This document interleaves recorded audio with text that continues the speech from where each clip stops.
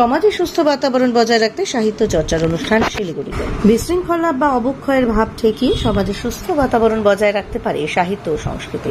সেদিকে তাকিয়ে 16 জুন রবিবার শিলিগুড়ি শক্তিগড় উচ্চ বালিকা বিদ্যালয়ে বর্ষবরণ উৎসবের আয়োজন করেছে উত্তরের সাহিত্য ও ভ্রমণ এবং কাব্য সৃজন পরিষদ। সেই অনুষ্ঠানে বাংলাদেশ এমনকি ওমান থেকেও প্রতিনিধিরা উপস্থিত হবেন। ভারতের বিভিন্ন রাজ্যের সাহিত্য অনুরাগী মানুষও সেই অনুষ্ঠানে উপস্থিত থাকবেন। অনুষ্ঠানে 3টি সাহিত্য সংকলন এবং একটি পারিবারিক সংকলন প্রকাশিত হবে।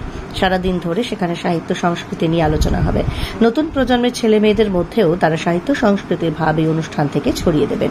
এই অনুষ্ঠান সম্পর্কে বৃহস্পতিবার খবরের ঘণ্টার কাছে তথ্য জানান উত্তরের সাহিত্য ও ভ্রমণ এবং কাব্য সৃজন পরিষদের সভাপতি স্বপন কুমার দত্ত।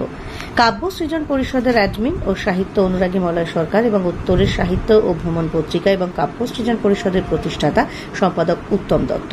তারা আরও জানিয়েছেন সেই অনুষ্ঠান সারাদিন ধরে চলবে। অনুষ্ঠানে কয়েকজন গুণী মানুষকে তারা সম্বর্ধনা প্রদান করবেন। সাহিত্য চর্চার পরিবেশের মাধ্যমে তারা একটি সুস্থ স্বাভাবিক বাতাবরণ চান। আমি স্বপন কুমার দত্ত, উত্তরের সাহিত্য ভ্রমণ এবং কাব্য সৃজন পরিষদের আমি সভাপতি। আমরা মূলত সাহিত্য চর্চা করে থাকি। আমাদের এই সাহিত্য পরিবার বেশি দিন হয়নি তৈরি হয়েছে, কিন্তু এর মধ্যেই আমরা বেশ সাড়া ফেলে দিয়েছি। যাই হোক, আগামী 16 জুন রবিবার বেলা 11টার সময় স্থানীয় শক্তিগড় বালিকা বিদ্যালয়ে আমাদের বর্ষবরণ অনুষ্ঠান, এবং এখানে আমাদের কয়েকটি কাব্যগ্রন্থর প্রকাশ এবং আমাদের গুণীজন সম্বর্ধনা অনুষ্ঠান হবে। বেশ কিছু আসর আমরা এর মধ্যে চালিয়েছি। সেই আসরগুলো যারা খুব ভালো মানে তাদের যে কৃতিত্বের স্বাক্ষর রেখেছেন, তাদের সেই কারণে আমরা এখানে তাদেরকে সম্মাননা প্রদান করব। আমাদের বেলা 11টা থেকে অনুষ্ঠান শুরু হয়ে বিকেল 5টা পর্যন্ত অনুষ্ঠানটা চলবে। আমরা এই ব্যাপারে সকলকেই আমন্ত্রণ জানাচ্ছি যে আপনারাও এই সাহিত্যের সঙ্গে, সাহিত্য কর্মের সঙ্গে সামিল হন। আপনারা আমাদের সঙ্গে এগিয়ে আসুন, এই প্রার্থনা করছি। এই অনুষ্ঠানের মাধ্যমে আমরা চাইছি আমাদের আজ সমাজে যে নানা রকম বিশৃঙ্খলা, নানা রকম অবক্ষয় দেখা যাচ্ছে, এই সুস্থ সাংস্কৃতিক চর্চার মধ্য দিয়ে আমরা চাইছি যে একটা অন্তত দৃষ্টান্ত আমরা স্থাপন করতে পারি যে আমরা এখনো শেষ হয়ে যায়নি। আমরা এই অবক্ষয়কে মানে একটু চেষ্টা করলেই ঠেকাতে পারি। সুস্থ সংস্কৃতি চর্চার জন্য আপনারা সবাই এগিয়ে আসুন, এই বার্তাই আমরা দিতে চাইছি। নমস্কার, আমি মলয় সরকার। আমি কাব্য সৃজন পরিষদের অ্যাডমিন এবং উত্তরের সাহিত্য ভ্রমণের একজন সাহিত্য অনুরাগী, এবং ওর সাথে আমি অঙ্গাঙ্গিভাবে যুক্ত আছি। আপনারা শুনেছেন, স্বপন দত্ত মহাশয় বলেছেন যে আমাদের 16 জুন শক্তিগড় উচ্চ বালিকা বিদ্যালয়ে আমরা একটা অনুষ্ঠান করতে যাচ্ছি, একটা বর্ষবরণ অনুষ্ঠান। সেই অনুষ্ঠানে আমাদের বিভিন্ন দেশ থেকে, আমাদের ওমান থেকে আসছেন, বাংলাদেশ থেকে আসছেন, এবং আমাদের ভারতের থেকে ত্রিপুরা থেকে আসছেন বিভিন্ন সাহিত্য অনুরাগী এবং বিশিষ্ট সাহিত্যিকরা। তারা আমাদের অনুষ্ঠানে আসবেন এবং আমরা কৃতার্থ হব তাদের কাছে। তারা যে সাহিত্য আমাদের কাছে তুলে ধরেন, সমাজের কাছে তুলে ধরেন, সেই বার্তাগুলো সেই অনুষ্ঠানে তারা নিশ্চয়ই তুলে ধরবেন নতুনভাবে এবং ভালোভাবে। সেখান থেকে আমরা শিখব, নতুনভাবে সাহিত্য শিখব। সাহিত্যের যে বিভিন্ন অংশগুলো আছে সেগুলো তো বিশ্লেষিত হবে সেখান থেকে আমরা ঋদ্ধ হব এবং অনুষ্ঠানটাকে আমরা একটা উচ্চ পর্যায়ের মধ্যে নিয়ে যেতে চাই। আমাদের স্বপন দত্ত মহাশয় যেটা বলেছেন যে সমাজের কাছে যে বার্তাটা, সেই বার্তাটা আমাদের এই অনুষ্ঠানের ভিতর দিয়ে আমরা প্রত্যেকের কাছে আমরা রাখবো। আর আমাদের যে সবাইকে আমরা অনুরোধ করছি, সবাই সবসময় সাহিত্যের পাশে থাকুন, সাহিত্যের সাথে থাকুন, এবং আমরা অঙ্গীকার করছি যে আমরাও সমস্ত সাহিত্যের পাশে এবং সাহিত্যের সাথে সবসময় আমরা থাকব। নমস্কার, আমি উত্তম দত্ত, প্রতিষ্ঠাতা সম্পাদক উত্তরের সাহিত্য ভ্রমণ এবং কাব্য সৃজন পরিষদ। গত সেপ্টেম্বরের 28 তারিখ আমরা শিলিগুড়ি শক্তিগড় উচ্চ বিদ্যালয়ে কাব্য সৃজন পরিষদের একটা অনুষ্ঠান করি, সাহিত্য অনুষ্ঠান।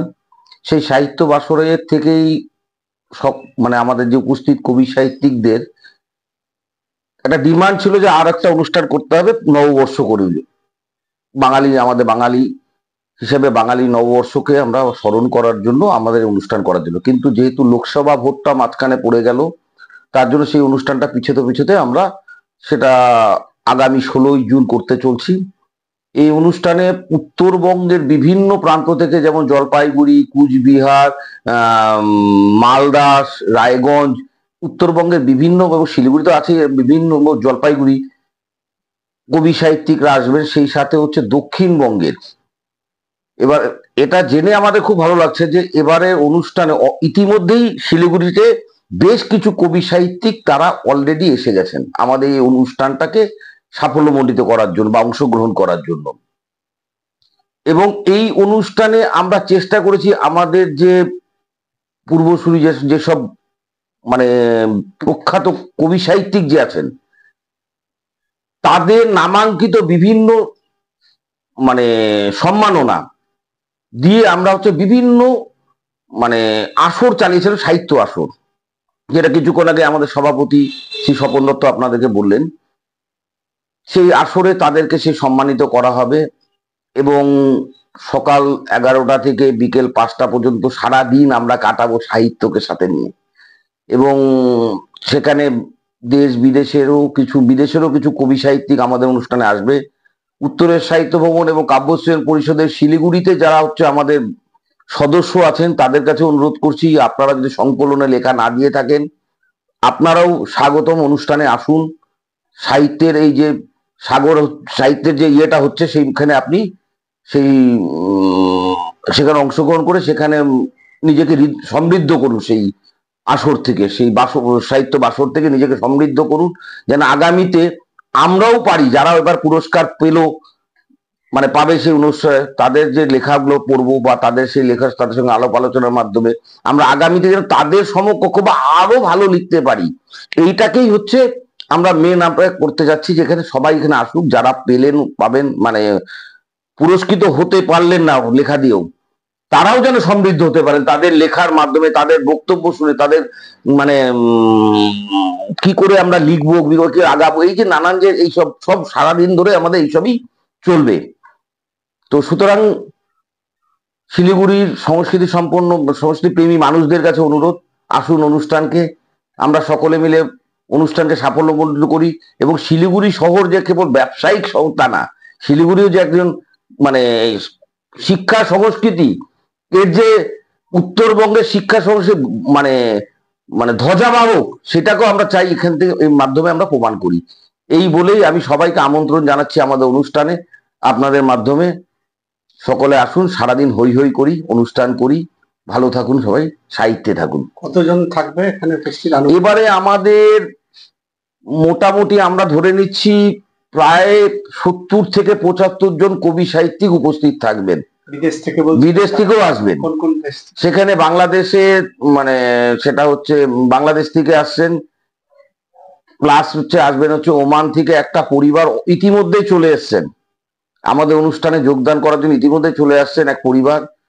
এছাড়া তো বললামই আমরা, এবং আমাদের যেহেতু আর্থিক সামর্থ্য তো খুবই সামান্য আমাদের, তো আমাদের ইচ্ছে থাকলেও আমরা হয়তো আরো অনেককে ডাকতে পারতাম, কিন্তু পারছি না, আর্থিক সামর্থ্যটা এখানে একটা বিরাট বাধা হয়ে থাকে। আমরা আগামীতে যদি সকলে সেইভাবে সহযোগিতা হাত বাড়িয়ে দেয় আমরা, বা আমরা অন্যান্য ভাবে সাহায্য পাই আমরা, তো আমরা চেষ্টা করব এই অনুষ্ঠানটাকে এবার যেটা 70-75 বা ওই 80-র মধ্যেই থাকবে হয়তো, সেটা আগামী দিনে আমরা 100 ক্রস করে ফেলবো এই আশা করছি। এবং শিলিগুড়িতে যে সুস্থ সাহিত্য চর্চা যেটা হয়, যেটা আপনি দেখবেন একটা মানে আমি কলকাতাতে দেখবেন প্রতিদিনই কোনো না কোনো সাহিত্য বাসর হচ্ছে, অ্যাপারেন্টলি দেখবেন শিলিগুড়িতে, আমরা উত্তরবঙ্গের আমরা অঘোষিত রাজধানী শিলিগুড়ি, কিন্তু শিলিগুড়িতে সেটা কিন্তু নেই।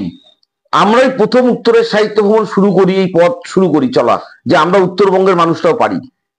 এবং আমাদের দেখা দেখি ধীরে ধীরে রায়গঞ্জে শুরু হয়েছে, জলপাইগুড়ি শুরু হয়েছে, কুচবিহারও শুরু হয়েছে, এবং আমি চাই সেটা হচ্ছে সারা উত্তরবঙ্গ জুড়ে, কলকাতায় যেমন হচ্ছে সারা উত্তরবঙ্গ ভাবে এই সাহিত্য বাসর হোক। এবং সাহিত্য বাসরে এই যারা সাহিত্য প্রেমী বা আমরা যারা যতটুকুই পারি, আমরা যতটাই লিখতে পারি সেটাই লিখবো, সেটাই দিয়ে আমরা সমৃদ্ধ মানে লিখতে লিখতেই তো মানে আমাদের স্বপনদা যেটা বলেন, যত লিখবো তত শিখবো, বা যত পড়বো তত শিখবো। তো আমরা এই পড়বো, পড়ে শিখবো, শিখে আমরা কিছু লিখবো, এইটা ছড়িয়ে পড়ুক সারা উত্তরবঙ্গ ব্যাপী। এখান থেকে কোনো বই প্রকাশিত হবে? হ্যাঁ, এবার আমাদের এখান থেকে দুটো গ্রুপের মধ্যে মানে এবার খুব আনন্দের খবর যেটা যেটা গত সেপ্টেম্বর মাসে আমরা একটা বই বের করেছিলাম কাব্য সৃজন পরিষদ থেকে, কাব্যের জলসাগর। এবার কবি সাহিত্যিকদের মানে চাপে ওই কাব্যের জলসাগর নববর্ষ সংখ্যা, ওটা ছিল পুজো সংখ্যা, নববর্ষ সংখ্যা এবার বেরোচ্ছে, মানে দ্বিতীয় সংস্করণ, দ্বিতীয় সংখ্যা, যেটা হচ্ছে নাম হচ্ছে নববর্ষ সংখ্যা। এটা একটা বই বেরোচ্ছে, তার সঙ্গে বেরোচ্ছে সেখানে হচ্ছে মাত্র 36 জন কবির লেখা বেরোচ্ছে। মানে খুব মানে সেই বইটা হচ্ছে অনেক উচ্চ, মানে আমরা আশা করছি অনুষ্ঠানের দিন আপনি উপস্থিত থাকলে পাবেন বইটা পেলেই বুঝতে পারেন বইটা অনেকটা উচ্চ, মানে চেষ্টা করেছি বইটার মানটাকে একটু উপর দিকে রাখার জন্য।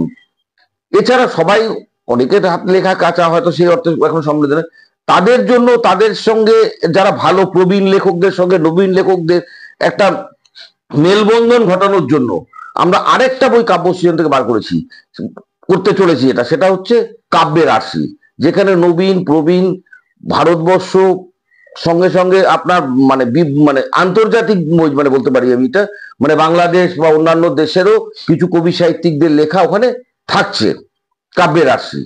আর উত্তরের সাহিত্য ভবন থেকে একটাই বই বেরোচ্ছে, সেই বইটার নাম হচ্ছে উত্তরের নকশিকাথা। সেই বইটা হচ্ছে আন্তর্জাতিক মানে এই কারণে বলছি, সেখানে বাংলাদেশ, ওমান এবং অন্যান্য বিদেশি মানে বৈদেশিক রাষ্ট্রের যে কবি সাহিত্যিক যারা বাংলা ভাষা চর্চা করে, বাংলা ভাষা প্রথমে এখানে বলেছি, সাহিত্য মানে আমরা কিন্তু যে চর্চাটা করি সেটা বাংলা ভাষা সাহিত্য, সেই বাংলা ভাষা সাহিত্য নিয়ে যারা লেখালেখি করেন বা চর্চা করেন তাদের লেখায় সমৃদ্ধ হচ্ছে উত্তরের নকশিকাথা সংকলন। এছাড়া আপনাদের আরেকটা জানাই, যেটা হচ্ছে পশ্চিমবঙ্গ কেন আমার মনে হয় ভারতবর্ষের ইতিহাসে এটা প্রথম একটা সংকলন প্রকাশ হবে, এটা পারিবারিক সংকলন, যেটা হচ্ছে কলকাতা মানে ভদ্রলোকে মানে যাদের বেরোচ্ছে মৃন্ময় সমাদার, তার হচ্ছে আদিবাড়ি হচ্ছে দিনহাটা, কর্মসূত্রে তিনি থাকেন হচ্ছে দত্তপুকুর, উত্তর 24 পরগনা। তার স্ত্রী হচ্ছে ওখানকারই, সে হচ্ছে নাম ডোনা সরকার সমাদ্দার, প্লাস ওনাদের 9 বছরের ছেলে অরণি সমাদ্দার, 3 জনের পারিবারিক সংকলন আজ পর্যন্ত শোনেননি কোনোদিনও। এটাই বোধহয় বাবা মা ছেলের পারিবারিক সংকলন আলোকিত কল্পনা, যেটা মানে মোড়ক উন্মোচন হবে 16 তারিখ আমাদের এই অনুষ্ঠান মঞ্চে।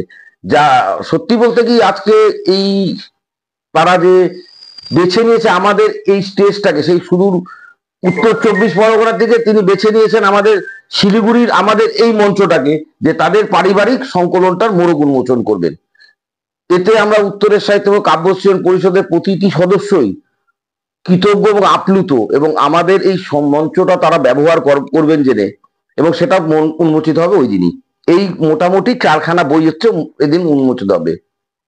নতুন প্রজন্মের ছেলেমেয়েরা কেউ থাকবে এবারে যেটা আমি বলছি যে আমাদের প্রতিটা বইতেই এবার হচ্ছে কিছু কিছু নতুন নতুন ছেলের বই লেখা আছে, একেবারে যাদের হচ্ছে মোটামুটি সত্যিকার বলতে গোফের রেখা তো সদ্য গজাচ্ছে, মানে সেই ধরনের, মানে কলেজে পড়ে, কেউ তো সদ্য কলেজ পাস করা, হ্যাঁ, সেই ধরনের কবি সাহিত্যিকদের লেখাও কিন্তু আমাদের এখানে রয়ে গেছে। এবার তার সাথে এবার বলি আমরা, মানে যেভাবে ছেলেমেয়েরা মোবাইল টোবাইল না এবার এখানে তাদেরকে মূল মানে রাখার জন্য না আজকের দিনে বলছি কবি সাহিত্য মানে লেখালেখির জগতে কিন্তু আজকে অনেকেই বলে যে ছেলেমেয়েরা হয়তো একটা শ্রেণী করছে, কিন্তু আরেকটা সেগমেন্ট আছে, যে সেগমেন্টে ছেলেমেয়েরা কিন্তু আজকের দিনে কিন্তু কবিতা লেখে, গল্প, ভালো ভালো গল্প লেখে, এবং আমরা তাদের লেখা পাই, পড়ি, এবং